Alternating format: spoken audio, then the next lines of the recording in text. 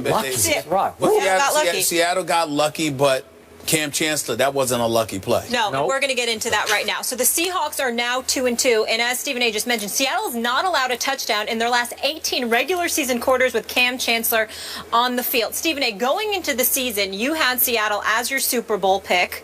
Now, through 4 games, has your opinion changed at all seeing this team? Well, it hasn't changed, but I'm not as resolute in that opinion as I was at the beginning of this season. And the reason why is because of their offense. I picked this team to win the Super Bowl championship for 2 reasons.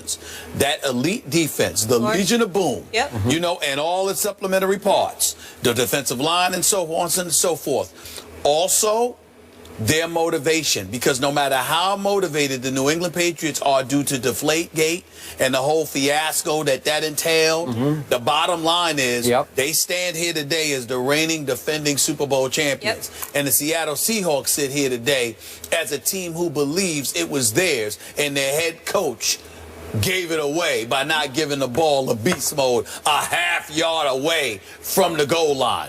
It is that simple. So I believe the combination of how elite their defense is, Skip, and how motivated they are to resurrect themselves and to make amends for what transpired, basically taking back what they believe belongs to them. The Seattle Seahawks believe they should be standing here right now as the reigning 2-time defending Super Bowl champions, okay? And they believe that it was they gave that away. So they believe it's theirs. That is the reason I picked them.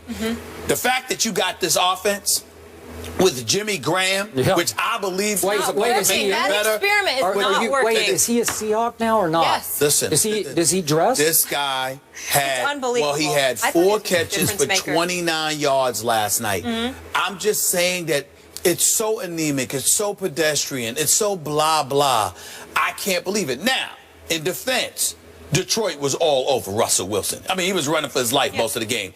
They sacked him 6 times. I can't even count how many times they pressured him. They were all over him, and if it wasn't for his elusivity, that's what Clay Matthews meant when he told Colin Kaepernick, "You are no Russell Wilson," because you got to remember, Kaepernick is more like RG3, the old RG3, in terms of he could fly north to south. That is true. He can't juke you the way that Russell Wilson is capable of juking you. So that's probably what Clay Matthews meant. And it definitely highlighted itself because they were all over Russell Wilson last night, okay? And he could barely breathe.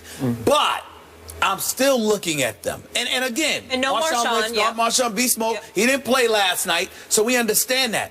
I'm just looking at this offense, and I'm like, my God, what has happened to y'all? They can't win the Super Bowl with their offense doing as little as they did last night. Granted, Beast Mode didn't play, but they cannot do as much as they did last night and win the Super Bowl. They're still my pick. But their offense has got to play better because this defense is a Super Bowl caliber defense. No question. And their motivation is Super Bowl caliber motivation. But their offense has to join the party, and that's not happening yet. I'm with you. I don't want to go in too hard on that offense because there was no Marshawn. That's right. But in a showcase Monday Night Football game, you scored 13 at home, and you allowed Matt Stafford, who hadn't been able to do squat against your defense, to drive almost 91 yards with, what was it, 6:23 remaining. That's right. That's a long drive, and you gave up a big play to Golden Tate and one to the expatriate Tim Wright right down the seam, and Cam said, they fooled me with that one. I didn't see that one coming on tape.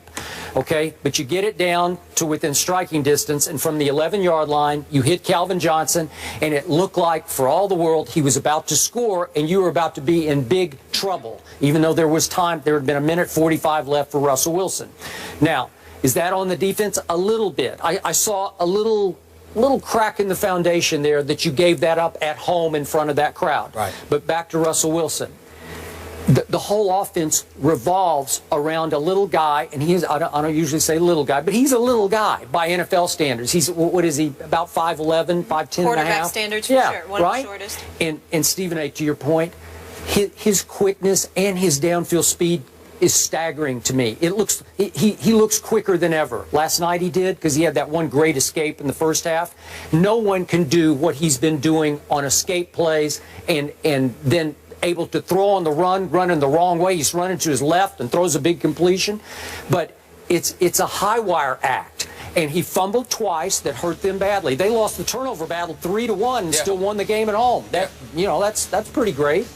And yet, Russell Wilson, if you force him to stand there in that pocket at his diminutive size, he can't see it, and he's not consistently accurate from the pocket. He's, to me, to my eye, he is below average as a pure pocket passer.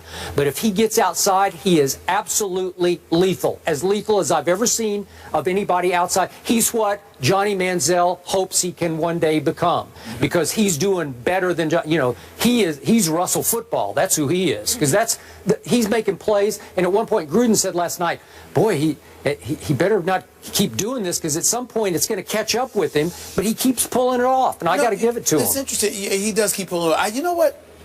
As I watched Russell Wilson last night, you know what I said to myself? A 3-4 defense is the best way to go against him. Let me explain why. It's almost best that you don't have a pass rush. You don't need that to. You just keep him in the pocket. Just don't let him out. You just don't let him out of the pocket. I know. That's all. I agree. That's it. Because the more people you send, if he somehow is able to escape, because you're trying to put forth a vicious pass rush, he's gonna eat you up. Because he has that elusivity factor working in his favor. And again, once he gets out of the pocket, he's lethal. But even if he has time, if you make him stand in the pocket and there are bodies in front of him to impede his vision, it obviously affects him like it would affect anybody else who's relatively short inside that pocket. To me, that's the best way to neutralize him. And then this is why Jimmy Graham and Lockett, it doesn't make much sense right now. They're both huge targets. So when all else fails, particularly with a quarterback like Russell Wilson, because of his diminutive size, you can throw it up sometimes. And just throw it in the vicinity. And they should be able to go and get it for you. The fact that none of that is happening is incredibly alarming to me. This offense has become a huge question mark. I can't believe it's going to stay this way, because you got enough weapons, and Lockett and Graham with beast mode. The offensive line plays, even though they gave up a lot yesterday, they can play better, and I believe they will play better. And Russell Wilson obviously can be evasive, but they're going to have to do that to capture a Super Bowl championship. They're going to have to do that to beat Green Bay. They're going to have to do that to beat Arizona. Right now, they're asking a whole lot of little Russell Wilson to make a couple plays a game that's going to win the game 13-10. So, Stephen A., you have him going to the Super Bowl, not as strong on it. Skip, you say not so much. Well, you know who I picked. Oh, yeah. Dallas Cowboys. Oh, yeah. I'm hanging in, but it's going to be a long road. Some happen with that team. All right, that's a whole other story, though. So there are now 6 undefeated teams left in the NFL. How would you list the Patriots, Falcons, Panthers, Bengals, and Packers from best to worst? Send us your rankings on Twitter using the hashtag #RankTheUnbeatens. Meanwhile, Stephen A. had some strong words on Texas's Charlie Strong future on Mike and Mike and on his radio show. We'll discuss the next move for the Longhorns. That's after the break. This stuff is such a bad situation. I wasn't wanted down here to begin with. The guys who wanted me and brought me in is gone. And on top of it all, I'm getting out-recruited by Houston, by Baylor. What's there to talk about?